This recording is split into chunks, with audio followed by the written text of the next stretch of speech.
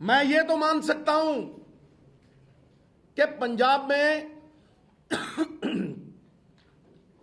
60% किसान आपके विरोध में तो खड़े हो सकते हैं, पर मैं ये नहीं मान सकता कि उनमें से किसी में भी हिंसा थी, ना दिल्ली में ना यहां। उनमें से एक भी आदमी ऐसा नहीं होगा पंजाब में जिससे आपको जान का खतरा हो। हम पंजाबियत में बंधे हैं, देश प्रेम में बंधे हैं, इसलिए यह कह देना कि आपकी जान को खतरा है, यह पंजाब, पंजाबियत और हम सबके नाम पे कालिक पोतने का आपका जो प्रयास है, यह सफल नहीं होगा। उससे आगे आप यहां पंजाब में ना आपको वोट है ना आपको सपोर्ट है। आप ये जानते हैं कि यहां आपका कोई आधार रह नहीं गया, इसलिए पंजाब को बदनाम करके आखिरी 1-1.5 महीना पंजाब में माहौल खराब करके, पंजाबी तो कहते हैं इन्हां दे पल्ले कख नहीं है, गंद पाउण आए। ये बदनाम करके आप दूसरे स्टेट्स में इलेक्शन लड़ना चाहते हैं, जिस तरह से यूपी और ऐसे कई और स्टेट्स। मैं आपको यह बता दूं कि जहां जहां भी बीजेपी ये स्वांग रचाती है, वहां राजनीति मुद्दा विहीन हो जाती है। अगर आप देखेंगे पंजाब के मुद्दे किथे गए, 4 दिनों का किने पंजाब के मुद्दे की गल की है भाई? किने इत्थे अनएम्पलॉयमेंट की गल की है, किसानी की गल की है, या पंजाब की आने वाली पीढ़ी ਉਹਦੇ बारे गल की है?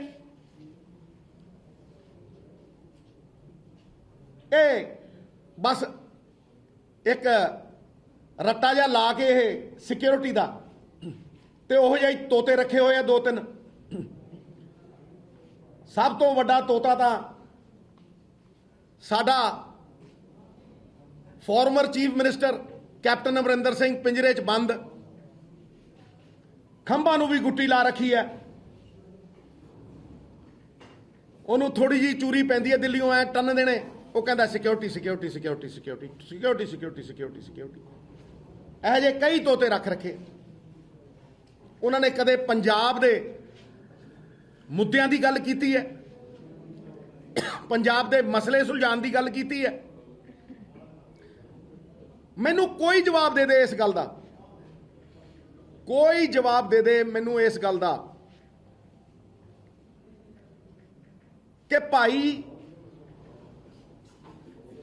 70,000 कुर्सी दे उत्ते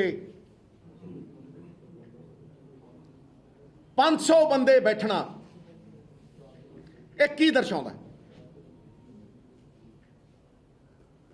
और वो भी प्राइम मिनिस्टर। इन्हां दी फूक निकल गई है, इन्हां दा पर्दा फाश हो गया, सारी दुनिया नूं पता लग गया। हुण ते जिहड़ा ये माहौल जिहा बनाउंदे सी ना जी, फलाना छड्ड के जाऊगा जी, फलाना छड्ड के जाऊगा जी, पोलिटिकल बंदियां नूं पता लग गया भी मौत दे खूह च छाल मार देंगे, इन्हां वल ना जाइए। It is very clear that they have no support whatsoever in this state which is bred on पंजाबियत।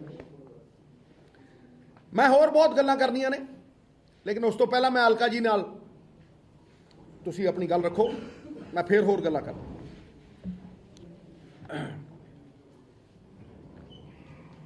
Congress का देखो जी बिल्कुल साफ साफ कहना हैगा कि प्रधानमंत्री के सुरक्षा में चूक या पंजाबी और पंजाबियत को बदनाम करने की साजिश। आज भाजपा के सांसद पार्लियामेंट के बाहर भाजपा के 300 से ऊपर सांसद पार्लियामेंट के बाहर प्रधानमंत्री जी की सुरक्षा को लेकर प्रदर्शन कर रहे हैं। सांसद किसके? भाजपा के। कितने? 300 से ऊपर। प्रदर्शन कौन सी संसद में? जिस संसद में उनकी सरकार है। सवाल उठता है कि जिस देश का प्रधानमंत्री, जिसके पास 300 से ऊपर अपने खुद के सांसद हो, जिसके पास विश्व की सबसे सर्वोच्च सुरक्षा हो, अगर उस देश का प्रधानमंत्री अपने आप को असुरक्षित महसूस करता हो, डरा हुआ हो, तो सवाल उठता है कि उस डरे हुए असुरक्षित प्रधानमंत्री के अधीन 134 करोड़ का भारत कैसे सुरक्षित हो सकता है। तो ये हमारे लिए सबसे बड़ी चिंता कि एक असुरक्षित डरे प्रधानमंत्री के हाथ में भारत कभी सुरक्षित नहीं रह सकता है। आज सुप्रीम कोर्ट में जो फैसला आया है वो भी ये दर्शाता है कि कहीं ना कहीं पंजाब, पंजाबियत, पंजाब की सरकार और लोगों पर भरोसा जताया गया। केंद्र सरकार और राज्य सरकारों ने जो जांच कमेटियां बिठाई, सुप्रीम कोर्ट ने ਉਹਦੇ ਤੇ रोक लांदे होया ਐਸਦੀ ਜਾਂਚ ਦਾ फैसला ਜਿਹੜਾ ਹੈਗਾ पंजाब तो बाहर नहीं, पंजाब ਦੇ अंदर ही भटिंडा सैशन कोर्ट ਦੇ जज ਦੇ अधीन होएगा। ਇਹ जीत है पंजाब ਦੀ कि पंजाब ਵਿੱਚ अगर कुछ बदनाम करने की कोशिश की गई है तो फैसला ਜਿਹੜਾ ਹੈਗਾ अंदर होएगा। फिर दोहराने मांगा मुद्दे की सी, अगर कोई साडा अंदोलनकारी किसान सड़कों ते सी भी हक सी, प्रधानमंत्री आ रहा है, मिलना चाहता है, लोकतंत्र है, गल करना चाहता हैगा। मुद्दा की सी? अज भी गृह राज्य मंत्री अजय मिश्र टोनी की बर्खास्तगी मांग रहा हैगा। जो दोषी करार SIT रिपोर्ट होए, उन्होंने बेटा आशीष मिश्र जेल च है, दोषी करार साबित होया, बंदूक की गोली तो मरे, साबित होया कि अजय मिश्र बर्खास्तगी नहीं हो रही। मांग सी न्यूनतम समर्थन मूल्य कानून की मांग है, कमेटी बनाने की गल हुई, कमेटी नहीं बनाई गई। मंत्री कहते ने असीं ते एक कदम पिछे हटे हाँ, यह कानून वापस थोपिया जाएगा। यह तुहाडे से लैके आया असीं। कहते ने इतिहास से पहली बार प्रधानमंत्री, किसी प्रधानमंत्री नूं जान दा खतरा होया और हमला होया हैगा। कटिंग हैगी 9 जून 2018 दी, Ghaziabad SP to probe security breach of prime minister Modi convoy in Noida. Noida किथे? उत्तर प्रदेश। किदी सरकार है? भाजपा दी सरकार है, योगी आदित्यनाथ दी सरकार है। 2 घंटे प्रधानमंत्री दा काफिला फंसिया रहा कि प्रधानमंत्री जी ने कहा कि मैं नोएडा तो जिंदा बच के आ गया। उत्तर प्रदेश का मुख्यमंत्री मनु मारना चाहता सी, क्या सी उस समय? प्रोब तो उत्थे भी हुई सी, सुरक्षा ब्रीच तो उत्थे भी होया सी, लेकिन पंजाब नूं बदनाम करन लई कह गए मैं बठिंडा तो जिंदा जा रहा वा। ए सच्चाइयां ने। ए होर देखो, 15/9/18 प्रधानमंत्री मोदी, भाजपा का हैंडल है ट्विटर वेरीफाइड, प्रधानमंत्री मोदी बिना किसी सुरक्षा रूट के आम लोगों की तरह स्वच्छता श्रमदान के लिए जाते हो,